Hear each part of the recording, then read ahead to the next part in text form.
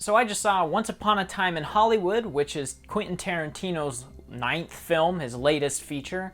And this video I think is going to be less of a review and more of me just kind of talking out how I feel about it. Because after seeing it, I'm really not sure how to feel. I'm very divided on the movie, so I'm just going to talk about it, and then I'll see how I feel by the end of this, because it's a weird one. Anybody order fried sauerkraut? Burn you Nazi bastards! The movie's majorly about 3 characters: Sharon Tate, played by Margot Robbie, Cliff, the stuntman, played by Brad Pitt, and Rick Dalton, played by Leonardo DiCaprio. And these are our 3 main stories going on all at the same time. They all have subplots that you kind of bounce between, and it's just sort of a day in the life story. The first, I would say, hour and a half of the movie is essentially just watching them go about one day. They just go about their day and you watch it. Leonardo DiCaprio is making a little TV show where he's the villain and he's kind of being a washed up actor and trying to deal with that. And Cliff the stuntman is going about putting a satellite dish back on a roof and going and meeting the Mansen family. And Sharon Tate is watching a movie she's in.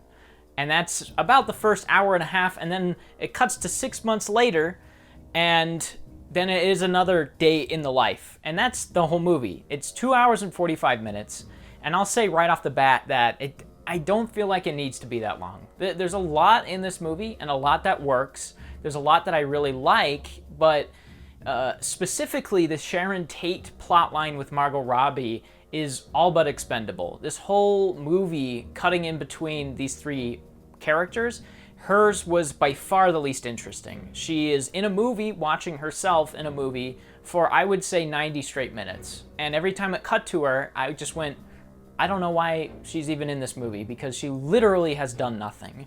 Margot Robbie has absolutely nothing to do in this movie, and it's emphasized by her just sitting in a theater for 90 straight minutes. I'm in the movie. You're in this? That's me. I play Miss Carlson, the klutz. But the other 2 characters I really do like. I liked Cliff, the stuntman, a lot, but Leonardo DiCaprio and Rick Dalton's character is by far the standout. I think there's some scenes with Cliff, the stuntman, that could be either cut or trimmed down, because he does dominate a lot of screen time, as I said, and there are some scenes that either feel like they're just too long or just completely unnecessary. I liked almost everything with Leonardo DiCaprio. I loved his character. I was really invested in his story, but Cliff is sort of that happy medium between Margot Robbie and Leonardo DiCaprio. He's not as interesting as Leo, but he's not as boring as Sharon Tate. So whenever it cuts to him, I was like, okay, let's see what this guy does now, and let's see if it's interesting or if it's not, because there is a healthy amount of both with him.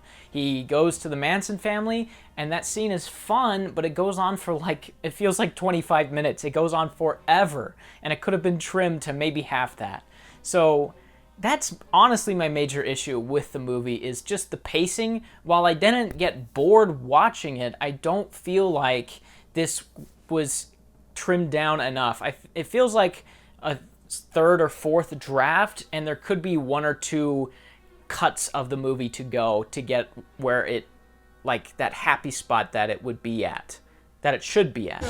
And I'll try not to spoil too much, because I do feel like this is a movie you should just see, because there is something that happens in the 3rd act that is completely unexpected, and without a lot of that setup in the 1st act, it would not nearly be as satisfying as it is. What happens in the 3rd act is so immensely satisfying to watch that it almost makes the first 2 hours or so worth it. It almost does. That first 2 hours has a lot of stuff that I like in it again, and Cliff scenes I feel like could be trimmed down, but Leonardo DiCaprio is the standout. Everyone gives a great performance. This movie is very well made. Technically, Quentin Tarantino obviously knows what he's been doing. He's been in the biz for long enough.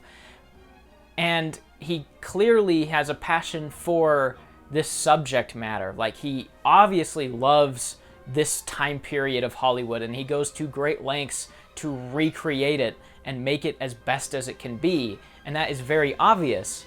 It's just that I think this is a project where he fell almost too in love with it, and he couldn't quite see some of the things that he could do without, if that makes sense. There's plenty of times when I've made something or I've worked on something that I have a big passion for, I really love, and I can't quite see the flaws in it because I just love it so much. And I mean, you can see that in just rabid fan bases of certain things where they don't feel like there are any issues with the thing they're so in love with. And I feel like Quentin Tarantino dipped into that just a little bit with this movie. So at the end of the day, it's still a good movie. It's still head and shoulders above most blockbusters or wide release movies that you get.